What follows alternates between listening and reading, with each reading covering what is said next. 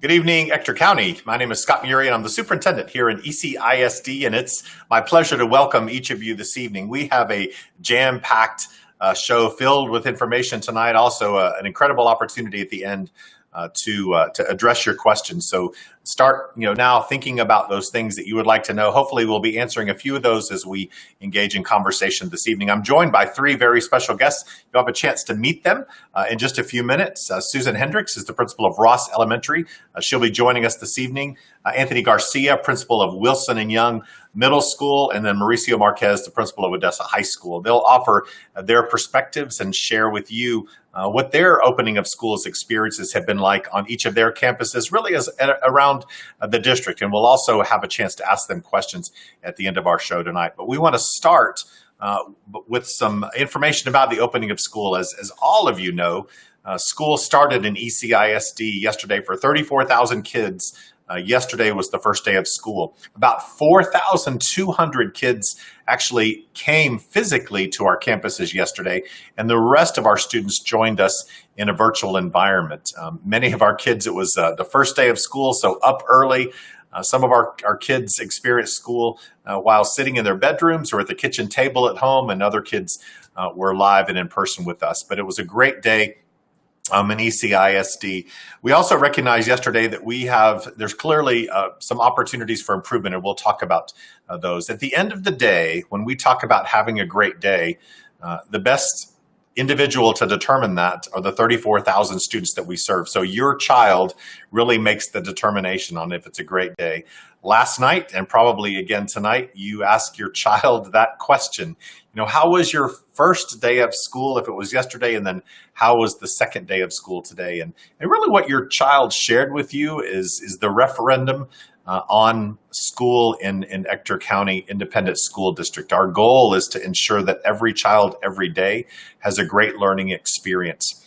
I was out and about yesterday and had some incredible conversations with kids, saw a lot of amazing things happening with our teachers in relation to their kids, and was just overwhelmed with especially the amount of work that our teachers and principals and others have put into making the school year happen for your children. A couple of things I'd like to share with you tonight, and the first piece is as I share my screen with you, so we're bringing that up right now. I'm going to talk about the phase-in process, because we made an announcement yesterday. We said that we would do this. So 2 weeks before the phase-in process, we told you as our parents that we would let you know about phase 2 and when that would start. And because the current health conditions in our community continue to decline, we are able to continue the phase-in process as we had scheduled. And so you're looking at your screen right now. We had already made one adjustment. We hoped that we wouldn't have to make a second one, and it doesn't look like that we are going to have to do that. So right now, phase 2 will begin on Wednesday, August the 26th. Parents, you can see on the slide which students that we will bring to our campuses.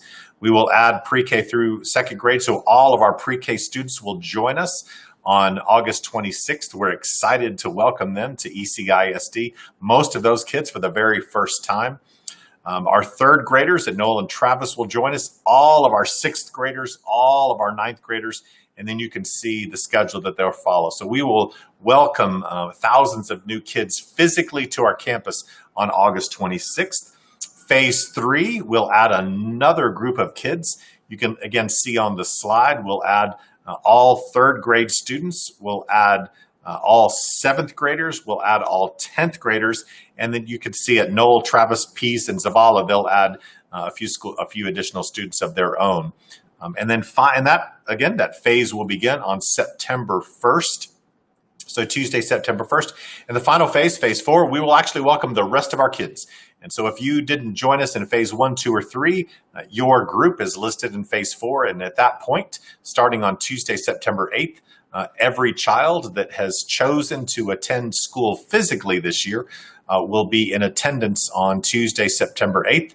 Our you will also be following that A day, B day schedule. So some of our kids physically will be with us on A day, the Tuesday, and some of our kids will join us for the first time on the September 9th on that Wednesday. So make sure, students, that you know that A day, B day, which of those days you are physically present at your school, and then which of those days that is your remote day and you are learning from home. But we are excited to welcome our kids back on those days. One question that we've been asked repeatedly is, why are we phasing in? And just a reminder to our entire community, the reason that we're doing that is because of the health condition in our own community. Our positivity rate is too high.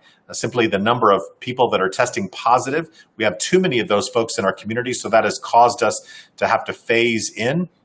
That is the reason that we're having a small number of students on our campus. And secondly, the number of people that were in our hospitals. Our hospitals had too many people, and right now that number is declining. But we needed to maintain that phasing period so we could reduce the number of folks in our hospital. And I can tell you, been listening to teachers and administrators and others around, we are very thankful that we've had this phase-in process so that we could try out some of our new systems and processes. As you know, we are starting a school year unlike we've ever had to start before. And so that has caused us to develop new processes and systems, and we've been able to exercise those. So again, our phase 2 will begin on Wednesday, August the 22nd, or excuse me, August the 26th. The only change that we might have to make to that would be if next week we see some really unforeseen medical data happening within our own community. But at this point, all numbers are positive and we're trending in the right direction. And so all indicators that we look at are telling us that we are safe to start phase 2 on Wednesday, August the 26th. I do want to put this out for parents and really for everybody that is watching. We have been in conversations with our health department, and they have reminded us that if cases get too significant in our community, well, we may be in phase 4. We may actually have to go back to phase 3 or 2 or 1. And so the health conditions of our community at some point, potentially September, October, November, December, if things aren't running well, that we may have to reverse our phasing and actually go back to where we started. And again, the health of our community will continue to drive this phasing. So we appreciate the flexibility of our parents for allowing that to happen. All righty.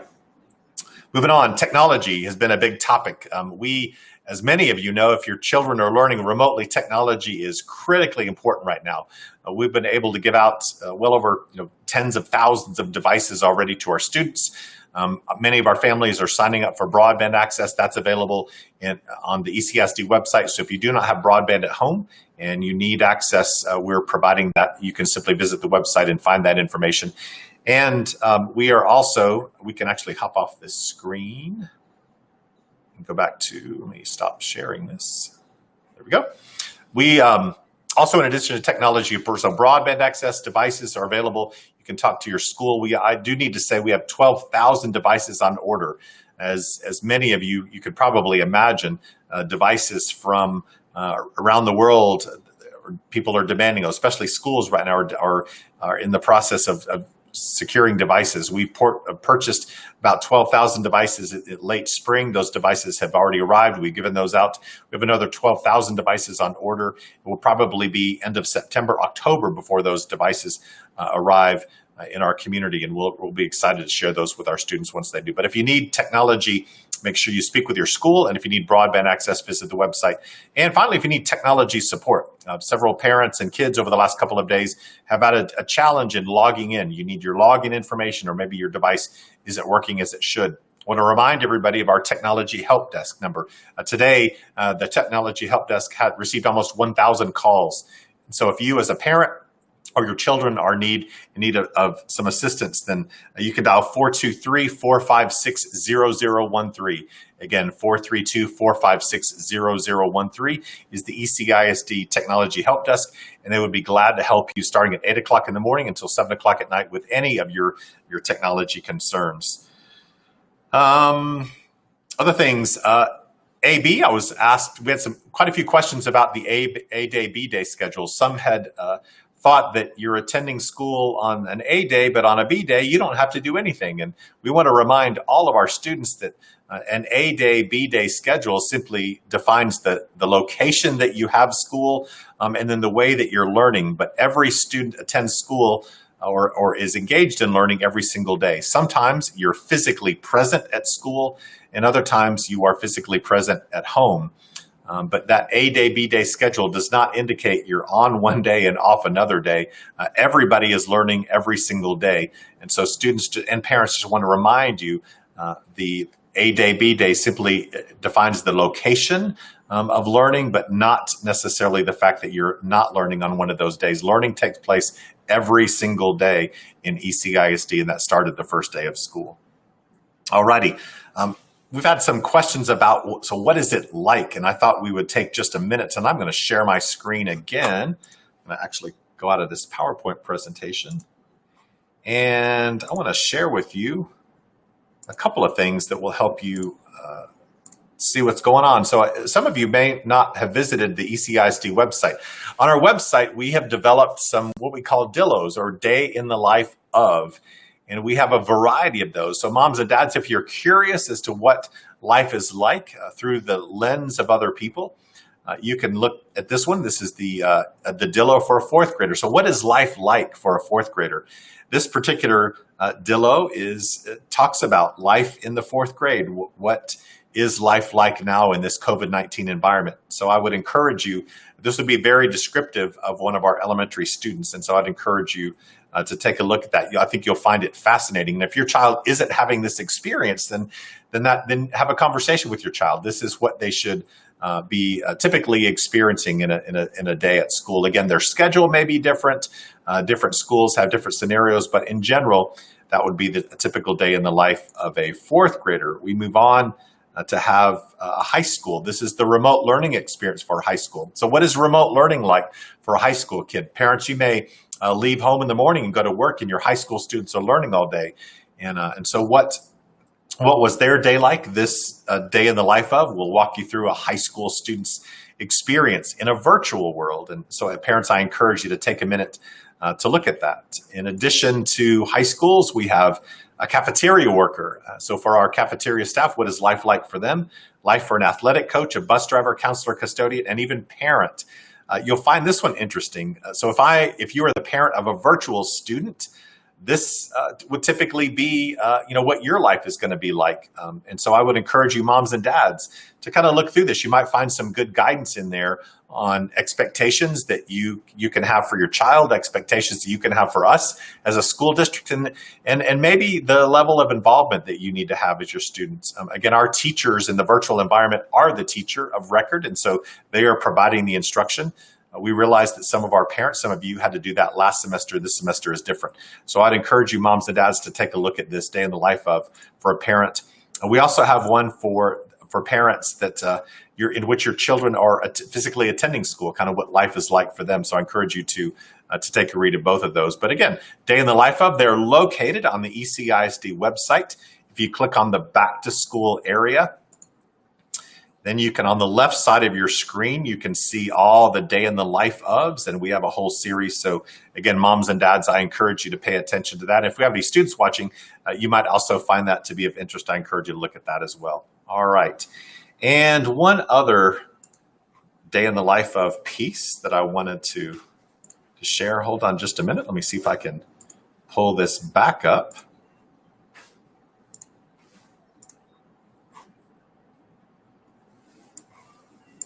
All right, we put some images together, and so I'm going to share this screen once again. Hold on just a minute. We love technology when it works. Here we go. There we go. All right. So pictures. We've, again, finished our second day of school, so we've been out and about taking lots of pictures. And just to walk through these are actually pictures from either yesterday or today. A couple things of note. You can notice the distance. So kids that are in our classrooms, notice the distance that we keep between our students. Notice the teacher wearing both a face shield and a mask at all times. Our teachers do that when they're around students. Notice that all the students in this environment have on a mask. Outside, not only do we maintain social distancing on the inside, but outside as well. You can see this group of elementary children kind of keeping their distance. It looks like they're taking a little break. The water bottles are beside them. Back in the classroom, this is a virtual teacher.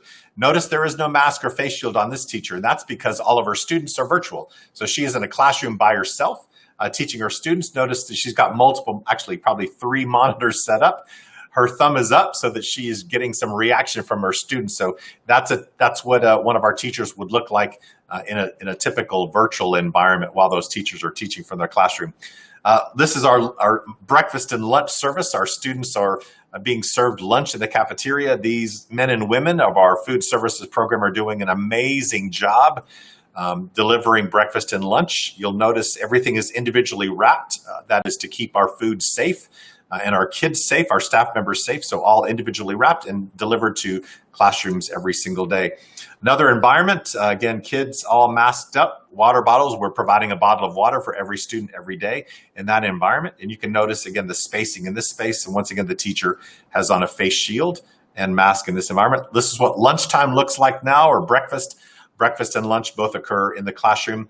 You can also notice in this area that the kids are carrying their backpacks. We are not using lockers this year. We are not using cubbies in some of our elementary classrooms. Everything is keeping our kids safe. And so they carry all of their resources with them. And you can see in this elementary situation, these kids have all of their tools. Breakfast. Actually, this was the first day of school. I took this picture yesterday of one of our little girls, a great hair bow, and she, of course, has her mask beside her because she's eating right now, but she is having breakfast and having a good time on her first day of school. Again, another situation in which kids at the middle school level learning, or actually at this point, they're eating lunch, kind of enjoying that experience. Another virtual teacher, you'll find this interesting, the teacher's on the phone. Some of our kids in the virtual environment do not have access to a computer, but they have access to telephone. So this teacher is making a phone call to one of her students as she is engaging in that virtual experience with her kids. Our administrators are out and about. This is the principal of one of our elementary schools. You can see her all masked up and wearing her shield, having a conversation with one of her students on the first day of school. And a high school environment. I was actually in this classroom and watched this high school physics classroom. This was the first day of school, and the physics teacher, this was right at the beginning of 5th period. He was welcoming his virtual students. So if you looked at his screen, all of the faces of his virtual kids were online. And then these 2 students are physically in his classroom. Again, you can see the screen. They're all engaged in the learning process. And I think actually this teacher was really welcoming those kids the first day and talking about the norms that we have established for each of our kids in that online environment. So pretty exciting. Hopefully you have, as you've engaged in conversations with your kids over the last couple of days, you've heard some similar experiences for kids. We're happy to share some of those images with you tonight. All right, I'm gonna, actually one more thing I wanted to share, and that is COVID cases. Yesterday, moms and dads, we reported that we had 2 of our staff members that tested positive for COVID-19. Today, we have 3 staff members that tested positive for COVID-19, and we will actually be sharing that information every day. Any day of the week that we have a COVID-19 positive test, we will be releasing that information. We want you as parents to know what's happening in our environment. That is information that we will not hide from you. We also have discovered that there are challenges in the testing system. Yesterday, specifically at one of our campuses, Wilson and Young Middle School, we reported that we had a positive case, but what we have discovered today is that that positive test was actually wrong. It was a negative test. And so that decision is different, and we're living in the same world that you do. You're living in. Sometimes the test results aren't as accurate, and they are read a second time, and different information comes. But currently in ECISD, we do have 10 staff members that have tested positive for COVID-19, and we will continue to provide updates. From a process perspective, anytime a staff member or a student tests positive for COVID-19, then there's a very specific protocol we follow that is on the ECISD website. So moms and dads, if you want to know exactly what we do, you can look through a very lengthy flow chart and you'll see all the protocols that we put in place. The cases that we've seen so far have not been transmitted at school. They are happening in the community. And so these are adults that somehow get it from a family member or another community experience. We put very rigid protocols in place. Our teachers wear face masks. Our teachers wear shields when they are with our students. Anyone on our campus that is directly impacted by a positive test case, we call that family specifically. Any staff member that is directly impacted, then those staff members are notified individually of that case. So we take this very seriously. We'll continue to communicate that information with our community, and we will continue to work with our local medical community, the local health department, and our hospitals to monitor this situation. And I can assure you that as a school district, we are doing everything within our power to keep our staff members safe, to keep your children safe in our environments. I've witnessed that with my own eyes. I have seen the procedures that are in place, and I can assure you that your kids are safe in our environment and our staff members are safe in our own environment. All right. As I said at the beginning, we have 3 amazing guests tonight. So I would like to take just a minute to introduce them and have them tell us just a little bit about their early experiences. So if we could bring up our special guests, we'd just like to start tonight with Susan Hendricks. Susan is the principal of Ross Elementary School. So Susan, thank you for joining us tonight. It's a pleasure to have you. Thank you for having me, Dr. Muri. I'm so excited to be here. You are very welcome. Representing our middle school folks tonight, the principal of Wilson and Young Middle School, Mr. Anthony Garcia. Anthony, thanks for joining us tonight. Yes, sir. Thank you for inviting me to be here. I'm excited to interact with you and our parents online. Good deal. And finally, representing our high schools tonight, Mauricio Marquez is the principal of Odessa High School. Mauricio, thanks for spending a few minutes with us this evening. No, absolutely. Thank you, Dr. Muri, for giving us this opportunity to be here tonight. All right. So we started school yesterday, and the 3 of you have been planning this more than just the 5 days before school started. You actually started planning this last spring, thinking about the possibilities. You spent your summer working with your teams, working with your staff, thinking about the first day of school for kids. So Susan, start us off. You've had 2 days now under your belt. Your thoughts, your experiences in these first couple of days. What's it been like? Well, despite the initial fears and apprehension of maybe some parents and staff members, it has gone amazingly smooth. I have been very pleased. There's just an excitement in the air of just having our kids back with us. The kids are so excited to be with each other, whether it be online or, in person. So we have just had an amazing 2 days. So it has gone very smoothly. Good. Has it been perfect? No. Oh, no. Yep. It hasn't been perfect. Yep. Was today better than yesterday?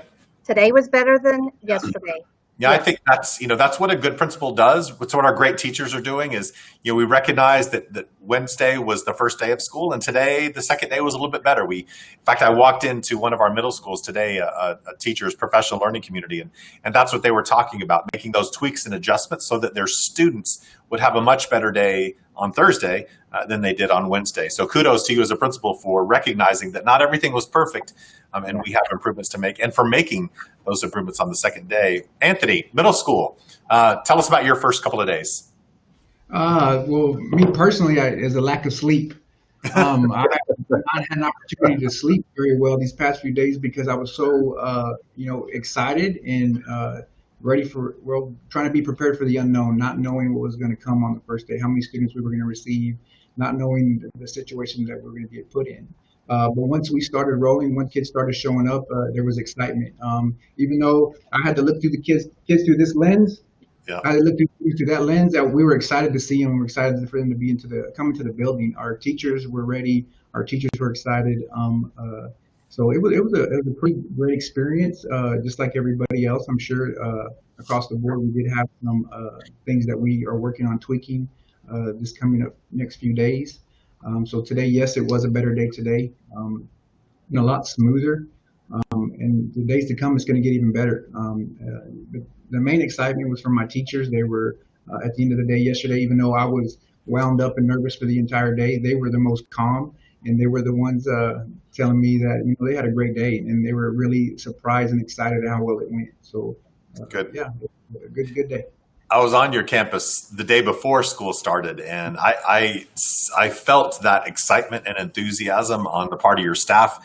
It was palpable in your school, and there were no kids there, but just the energy that your teachers, and staff members had in anticipation of the return of students was pretty interesting. So I'm glad the first couple of days there was a lot of energy.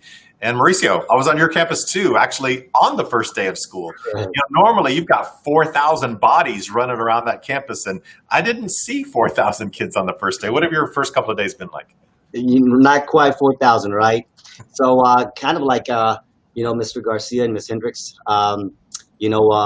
obviously filled with excitement. I think the number one thing for me was obviously seeing the kids, whether it's here at school, which we only had a few kids that attended the last 2 days, or seeing them on a computer screen. We have really missed that interaction, not having kids at school. I do tell people that COVID-19 has been a challenge, because coming to school and not having kids has certainly been a challenge for many of us. That's the reason why we signed up to do this. The joy that brings us as educators is being able to see kids, work with kids, and build those relationships with our students. Definitely a different experience here at Odessa High School. The first 2 days, typically having a lot of kids, obviously close to 4,000 kids, to the last 2 days having approximately about 250 kids as far as actually attending here physically. But I think one of the great successes has been the phase-in process of making sure that our plans that we have in place, being able to practice those before the initial first wave of ninth grade students, and then obviously the sophomore kids, and then ultimately the junior and seniors. We will be able to obviously have to adjust those once the majority of the kids come, whether it's on their A day or their B day. But I think the greatest success is our staff. I have to brag on our staff just because of them being amazingly ready and prepared, and obviously more than anything willing and having an amazing attitude. And at the end of the day, we're going to take care of kids. Yes, it might look differently than what we've done in the past, but it's about making sure that we focus on taking care of kids and everything that entails. Yeah. And I think that's what a great teacher, a great leader, that is the primary focus. In fact, all three of you even said that. You've talked about students.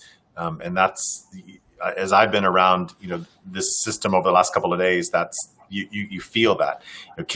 Our teachers are excited to welcome kids back. The three of you are excited to have kids come back on campus, and even in the virtual environment. We're just excited to see kids learning.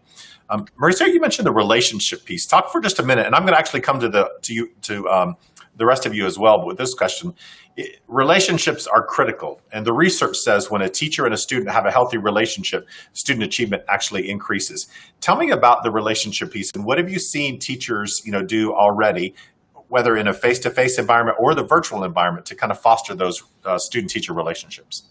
I think personally, Dr. Murphy, for us, it's the number one thing that we must accomplish. You cannot teach content until you have a positive relationship with your kids. So for us, it's critical that we establish that. The challenge this year compared to last year was that, when COVID-19 hit, it was obviously in the latter part of the school year. So when it happened in March, we had already had multiple months where we had already established those rapports and relationships with our kids. The challenge now is having students in your classes virtually or in the hybrid model, but specifically remotely, that you do not know the students. So the great thing about it, as I visited classes, and you got the chance to see that yesterday, was building those connections, getting an opportunity to share, who they are, for the kids to have an opportunity to know who you are, kind of your why do you do what you do, and then really getting to know your kids. So even if the kids are not physically in your classroom, you can still establish those communication lines so that you get to know your kids at a very deep level. So again, we're in the people business, and we have to make sure that those connections must exist in order for our kids to learn at high levels. So that has to be our priority. At Odessa High School, that's one of the things that I can say is the strength of my campus, because we have amazing individuals that certainly get that piece, that you must establish that relationship with and rapport with kids before you can actually introduce the content. But we got to make sure that we provide those engaging lessons for our kids.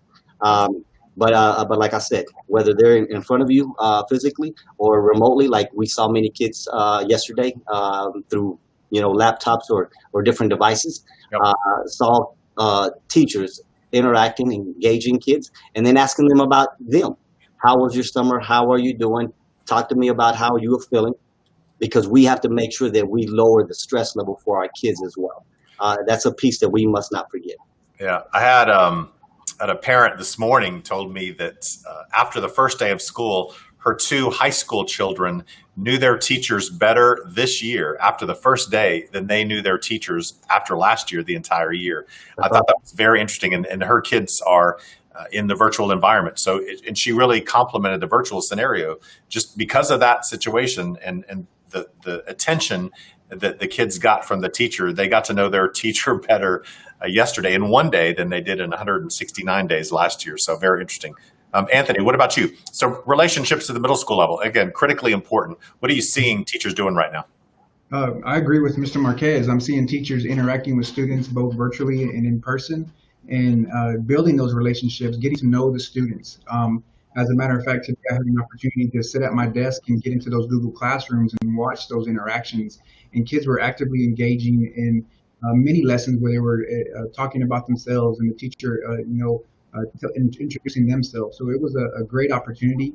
And here on our campus, the first 3 days, and that's what it's about. It's about building that relationship, building that foundation, so that the kids can know that I can trust this person.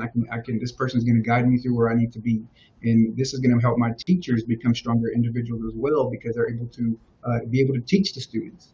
Because without the foundation, without that relationship piece, the success would be very minimal. So that we highly encourage that here on our campus. And as Mr. Marquez was saying about his team, I feel very confident in my team as well at that point, because everybody, as I was walking through, we were checking on people. I mean, they were excited. Doors were open, and you can hear out in the hallway. And I walked by, and it's the teacher excited with the virtual lesson, just talking with the kids. And looking in the room, and there's maybe 2 students sitting in there, but they're excited to keep teaching everybody. So that relationship piece is very vital in the success of not just my campus or all campuses district wide. It is interesting. You talked about, I've been in a couple of those virtual classrooms already. In fact, no kids, but they're all online, and the teacher has that same energy and excitement. And you watch that relationship already happening in the first 2 days, even in the virtual space. That's good stuff. Yes, sir. Yes, sir. All right. I've spoken to other principals, and they've told me some of the same things as well. Oh, good. That's good. Susan, elementary level, what does relationship building look like in this new world for your teachers? Well, so we started before we ever had kids. The teachers called all of the students and the parents on their rosters, and it's not just about the teacher and the student having that relationship building. It's about the families as well, and the students with each other online. I had a teacher today. I went in, and she was saying, I'm giving my kids just, like 5 minutes, 10 minutes to do some, get to know you activities. And so it's about the students building those relationships online as well, because they can't be together. So it's about thinking outside of the box now, figuring out ways that we can build those relationships as a community. Yep. No, good. And I like your point about it's the family. The relationship with the kid and the family is equally as important. And kudos to your teachers for reaching out even before school started to begin to develop those relationships. Sometimes we call it, that 3-legged stool. It is the parent, it is the child, it is the teacher, and you've got to have all 3 of those so that stool can rise on solid footing. Very interesting. Good for you. Switch gears for a minute. Let's go back to you, Mauricio. Talk about, for just a minute, how many of your teachers last year at Odessa High School taught virtual courses? Prior to COVID-19 or after? Last year. So 1 year ago in August, how many of your teachers taught virtual courses last August? We did not. We had very so we did not do actual virtual. So we did a lot of Google Classroom instruction. So, but as far as virtual, synchronous, so 0. We're doing right now. Yeah. So not a single teacher last year on your campus taught a virtual course. That's correct. And this year, how many teachers, maybe it's what % of your teachers are teaching a virtual course this year? Right now, I can tell you it's close to 100%. Everybody's teaching 1 or 2 sections of a virtual classroom. Right now, everybody. Yeah. We obviously are looking at, when the numbers come in, when the phase-in model occurs for each grade level. And at that time, the numbers will drive our decisions. But right now, 100%, sir. And I think if I asked other principals in the district, it'd be very similar. I hope that our moms and dads understand the enormous challenge that has faced our teachers. As a year ago, they were preparing to have their first day of school in a face-to-face environment. But this year, almost every teacher in our system is engaging in some form of virtual teachers or virtual instruction. And that's brand new, for our folks. And it's requiring a lot of work, and certainly things are different. Anthony, I'm a frustrated parent. I just don't understand what's happening, or I have questions. Where do I go as a parent to get some help? If I'm at your school, what would that look like? Okay, a lot of parents, we've been experiencing this a lot lately. A lot of parents have been calling the front office. Okay. And due to this, our lines have been overwhelmed with phone calls, so they're getting a lot of busy signals, leaving a lot of messages.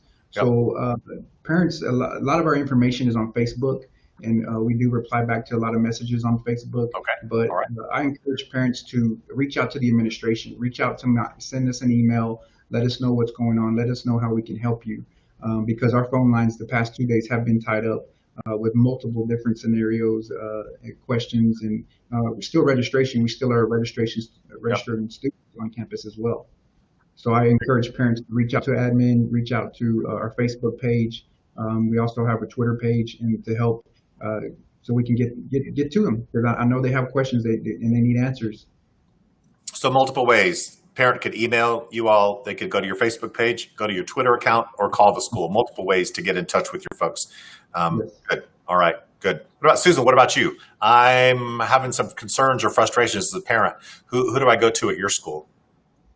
Well, as Mr. Garcia said, we tell them to call the office, and then if they can't get the office, email the teacher. Okay. We have their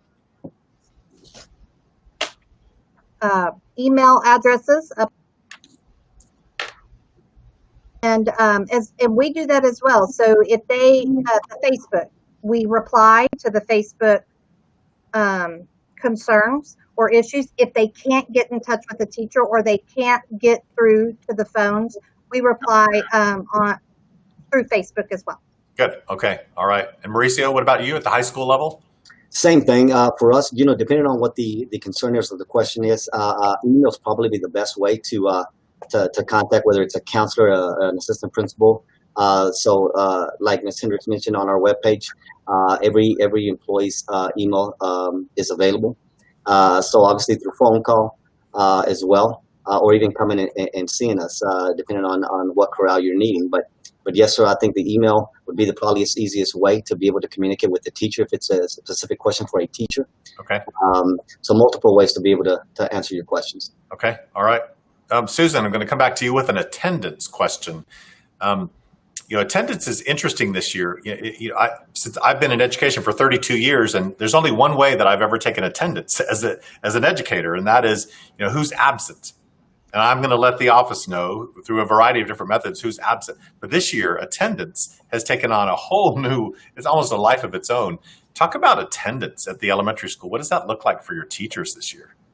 Well, it's very interesting, as you said. So there's, we take attendance in different ways this year. It's not just if a student is face to face. So if they are virtual, the attendance is, do they attend the scheduled virtual live lessons through the Google Meets? Do they turn in a lesson through either kinder through second would be Seesaw, third through fifth would be the Google Classroom, and then they can attendance can be taken through Imagine Learning, or contact with a parent or a student through email or a phone call.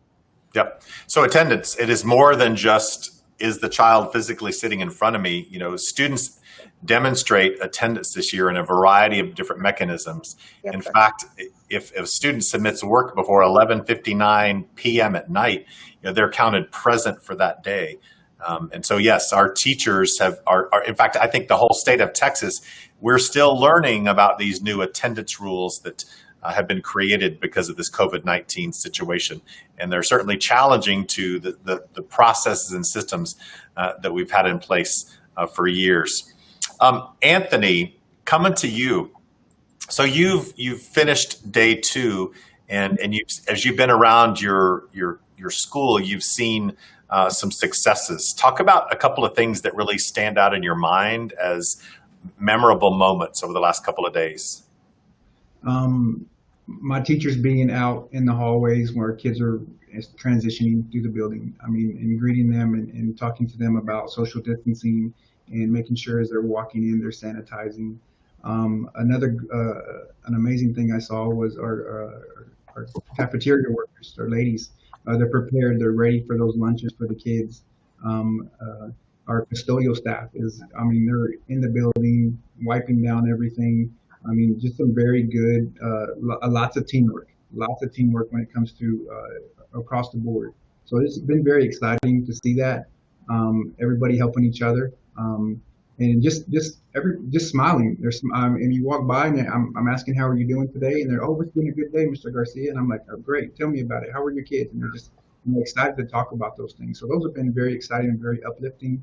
Our students smile. I mean, you can't see them smile because they have their mask on, but you can see it in their eyes.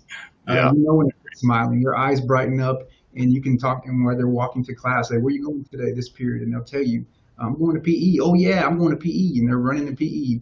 And I mean, just that excitement with the kids. I mean, they're excited to be back, going to the classrooms, walking the hallway, just seeing and interacting with other individuals. They're just excited to be here. And Good. That's one of the most important things. Yeah, no, good. Mauricio, let's talk about safety for a minute. What are the additional safety procedures that you all have implemented around your campus? And probably we have at all campuses this year. So some of those things obviously include how our kids are going to be coming into campuses and making sure that we have a system in place, especially when we have the face-in model, for kids to go directly to their classes. Kids will not, now kids will be served breakfast and lunch in their rooms, which is something that we typically do not do at the high school. So that's another thing that's going to be different in ensuring that kids are not necessarily having to leave and come back. In the past, we did allow our senior students to go off campus for lunch. Unfortunately, that won't be the option at this time once the phase-in model occurs for those kids that are in the hybrid model. Same thing, making sure that we educate our kids, continue to educate our kids about social distancing, staying, a certain distance from their peers, washing their hands. Even though they're high school students, it's important that we continue to remind them and educate them about those, social responsibilities that we all need to be following. Yeah, and then our teachers, we're all masked up at school, and then we've added that additional face shield opportunity. And I wanted to make sure that everybody understood was I think this is important for our parents especially.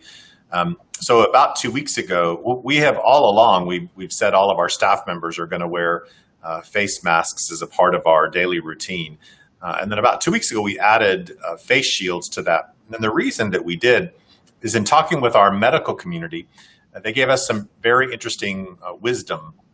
And the wisdom is if a teacher or any employee that works with children, could be a paraprofessional, an administrator, any of us, any adult that works with children, if we test positive for the virus and we're exposing children and we're only wearing a mask, then not only would I, as the person with COVID-19, have to be at home, but all of those students that we are exposed would also have to be quarantined at home for a period of potentially 14 days. And we don't want our kids to have to be, that are already attending school, to have to be sent home for 14 days.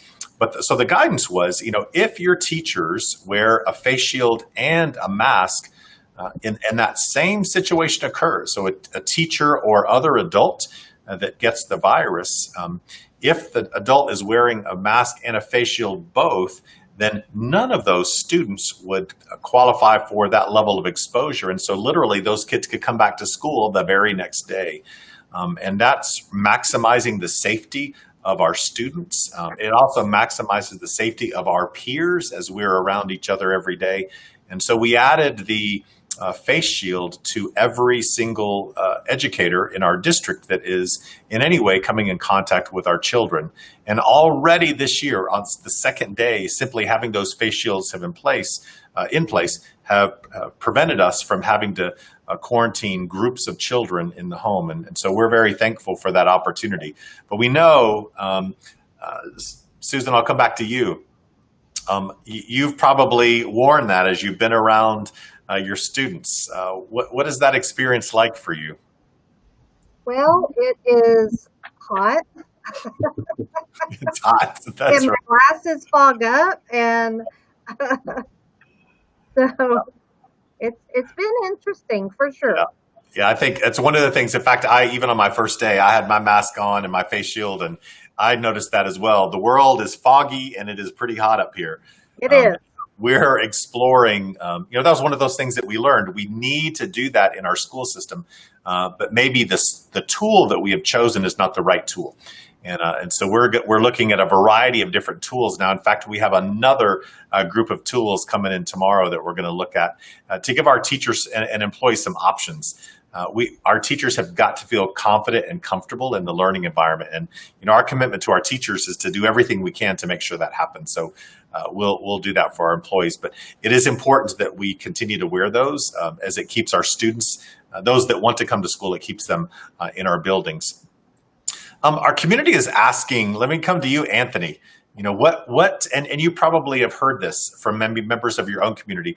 What can our community do to help us? I'm going to start with an example. So actually, I'll probably come to all three of you with this, but let me give you an example of something that our community is already doing. I was approached by one of our faith leaders in the community, and with that very question, except they didn't just ask the question, they actually had the answer as well.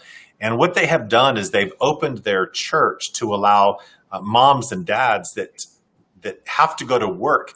They are providing a place for their children to be cared for every day. So in this particular environment, parents can drop their children off and adults supervise their kids all day. Our teachers, of course, doing the teaching remotely for those children, but that faith community has provided a service to families in ECISD that really need that. And so I lift up members of our community that are doing that. Another story that I'll share actually happened today. So I'm at the gas station this morning getting gas, and the guy that's opposite me is a grandfather of 3 children in our community. And he and his wife every morning for the last 2 days, his children, so his son and daughter-in-law, drop their children off at his house, and he and his wife care for those children all day long. And they're a part of the remote learning experience. So he could actually tell me more about remote learning than I knew about remote learning, because as a grandfather, he's experiencing it with his children. And so I really lift up the members of our community that are stepping up and providing some supports for our families that really need it. So Anthony, what are some things that our community could do to help us and our families right now? Help prepare their students. Help prepare their students for both virtual learning and face-to-face instruction. They'd help educate their students on the importance of the social distancing, sanitizing, giving us some being patient with us as well as we go through some of the changes and some of the challenges that we're facing. Understanding that we're going to be working through those things to make it better, because that's what we want. That's our whole goal, is to make sure that we're here to service our students, and our students are successful. And so we're going to have to start tweaking some small things to get to where we need to be. And on my team, that's what we're working on. Those are things that we're working on. So, I mean, help. I guess that's all I had to say. Good. No, that's good. That's good. Susan, coming to you. So greatest challenge that you all are facing, and how could the community help us out? I think, well, for one is the volunteers, getting them. So we have Bethany Christian Church next door to us, who usually come in and they help with things. But during this time, we are working through ways that we can get volunteers to help us on campus. So that is one of the things that we're working on. Yeah, no, good. And volunteers, it's very difficult to be a volunteer in a school this year. Yes. In fact, because of COVID, our volunteering is happening outside of our schools. Right. And so thank you, but we still need them. And I think our community, to your point, they want to be there for us. It's just finding what that looks like. So thank you, Susan. What about you, Mauricio, at the high school level? What can our community do? What's your greatest need right now? So the greatest need, I think, for us is ensuring that all of our kids have an opportunity for internet access at home. So I do think that that is a community issue that hopefully everybody can come together and see how we can really explore opportunities on how we can provide equity for all of our kids here in Ector County. That is the biggest challenge that we have. We have a lot of our kids that obviously live in the western or southern part of Ector County, and in many of those areas, you might have internet, but it's spotty at best. So that's a huge challenge right now. We can give a kid a device, but a device is no good if the kid does not have internet access at home. So, working together collectively with other officials throughout the city to figure out a way, how can we assist in this process? Because ultimately it's about providing equity to all kids in Ector County. Another thing is providing grace to all school employees, because everybody's working hard and doing the very best they can to take care of the kids here in Ector County. And the other message I would say is, providing assistance and support as far as communication. So ensuring that everybody has the information needed and assist them in that way. So I think those are three ways that the community could certainly assist us in this process. I was at a stop sign yesterday, traveling from one school to another, and I looked over to my right as I was stopped there, and there was a black SUV right beside me, and on the back window, I believe it was what they had written on their window for everybody to see was "Thank you, teachers." And that clearly was not a teacher driving that vehicle, because this was the middle of the day. But it was an individual in our community. I have no idea who you are, but clearly this person was waving the banner for the teachers in ECISD and the hard work that they're doing. So those are good words. Really celebrating our employees and giving them the grace that you talked about. We're doing something we've never done before in the history of education in the world. We've never had to open school like this. And it is partnering with the members of our community and partnering with our families. We will give our community grace and our families grace. I think I was at your school on the first day, Mauricio, and you had people lined up to register for their kids. And that opportunity was available all summer long. And we certainly will understand and provide grace to our community, but we ask for the same thing as well. And I think the last point you made is everybody's working as hard as they can for the sole purpose of educating kids in this community. That's why the 4,200 members of our family work in this district to really serve your families throughout Ector County.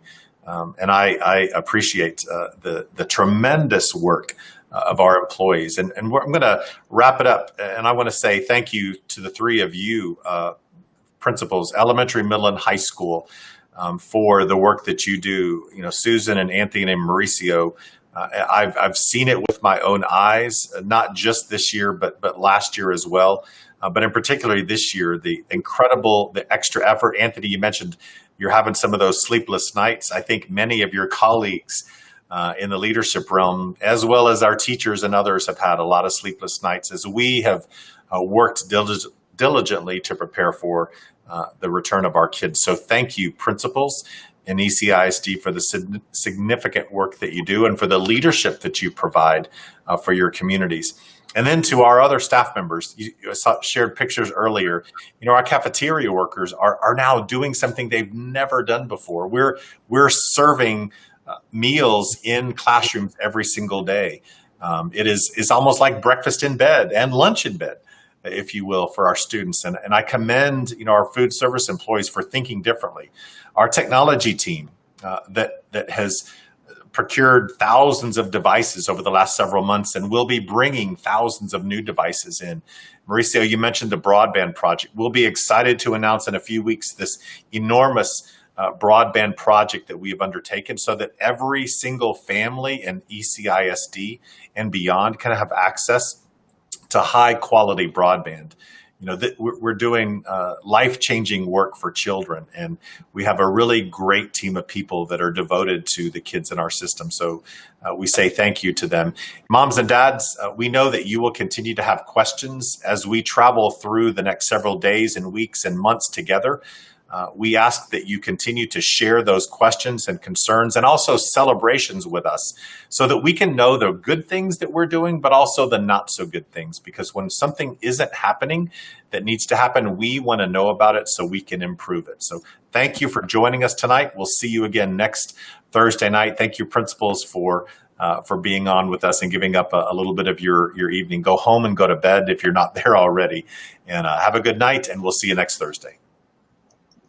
Thank you.